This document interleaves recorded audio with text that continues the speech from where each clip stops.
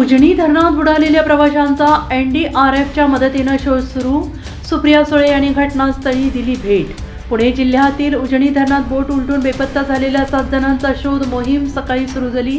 पुण्यातील NDRFचे 5 पथक घटनास्थळी पोहोचले असून त्यांच्या मदतीने बेपत्ता लोकांचा शोध सुरू आहे। स्थानिक लोकांच्या मदतीने रात्री उशिरापर्यंत बोटीतील लोकांचा शोध सुरू होता, मात्र रात्रीचा अंधार पडल्याने शोध मोहीम थांबवण्यात आली। NDRFची टीम पहाटे 2च्या दरम्यान घटनास्थळी पोहोचली आणि यानंतर सकाळी 6 वाजल्यापासून संशोधन कार्याला सुरुवात झाली।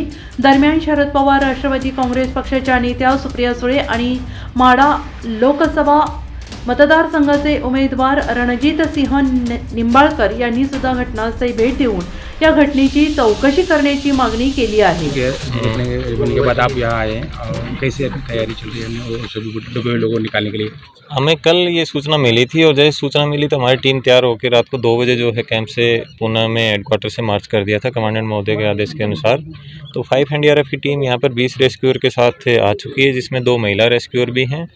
और यहाँ पर हमने देखा कि चैलेंजेस काफ़ी ज़्यादा हैं, क्योंकि रास्ता भी ब्लॉक था और उसके चलते हमें अपनी गाड़ी ना आने की वजह से हमें ट्रैक्टर में जो है वो रेस्क्यू इक्विपमेंट जो है वो लेके आने पड़ा और गांव वालों के भी काफ़ी सहयोग रहा। इसके बाद हमने अभी जस्ट ऑपरेशन शुरू कर दिया है और जो भी आगे की डेवलपमेंट होगी उसके अकॉर्डिंग ऑपरेशन चलेगा। कितने लोगों की टीम है सर? 20 लोगों की टीम है। कितनी देर चलेगा ये कुछ कंफर्म नहीं कह सकते। जैसे ही ऑपरेशन चलेगा जो डेवलपमेंट होगी उसी के अकॉर्डिंग आगे प्लान किया जाएगा। लेकिन टाइम जैसे हम देख पा रहे हैं कि पानी जो है बारिश के चलते काफ़ी मिट्टी इसमें मिक्स है, विजिबिलिटी 0 है।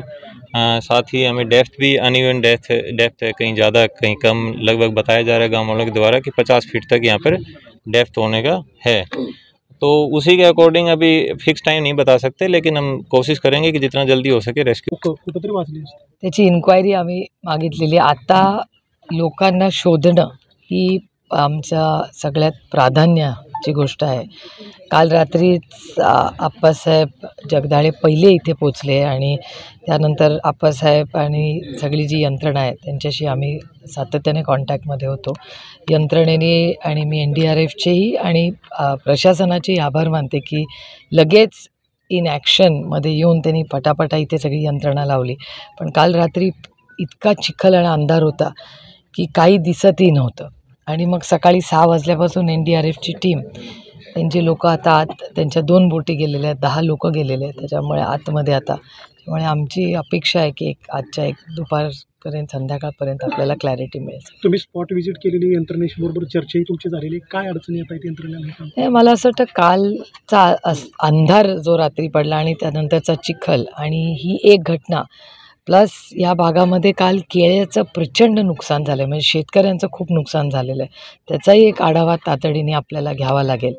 आधीच कांद्याला भाव नाही आहे शेतीत मालाचा, त्याच्यातून आता एवढं मोठं नुकसान झालं आहे। त्याच्यामुळे आमची सरकारला मागणी असेल की तातडीने पंचनामे करावे आणि अडचणीत आलेला हा शेतकरीही आणि काल जे काही नुकसान इंदापूरच्या ह्या संपूर्ण भागात झालं आहे त्याची आजच पाहणी करून त्या सगळ्या शेतकऱ्यांना आणि जी कुटुंब त्यांच्या घरात ही दुर्दैवी घटना झाली त्यांना आधार देण्याची गरज आहे।